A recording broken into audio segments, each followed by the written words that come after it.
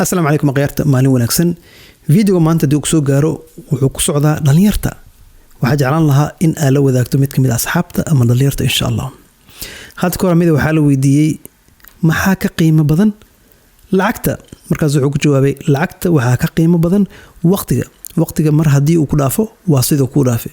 halka lacagta ama maal aad lahayd hadii aad qasarto ama uu maalkii ka gubto waxa laga yaabaa ama suurgal in aad dib u soo hesho ama dib u kasbato maadaama taqaan dariiqadii aad markii hore ka keensatay marka waqtiga wuxuu ka mid yahay asadyada ama hantida aad haysano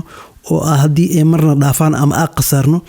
oo suurgal ah in aad dib u soo kasbano saasarteeda waa muhiim in aad waqtiga ka faa'iideysana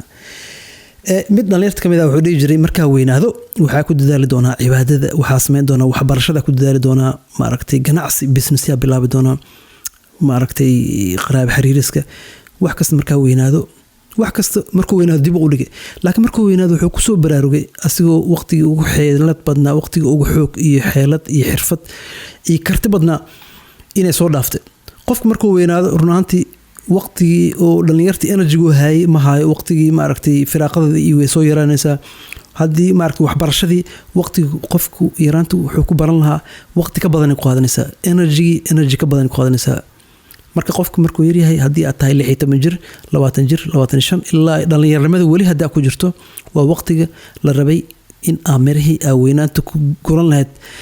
ku soo beeran lahayd mar hadii aad weynaanta soo gaarto way adag tahay in aad maaragtay sidii qofka dhalinyarta waxa sameyn jirtay in aad sameyso saasarteed waa waqtiga waa muhiim in aad ka faa'iideysana sidoo kale maanta dunida joogno waxbarashada almost waa free meel kasta aad joogto waqti walba iyo xil walba aad joogto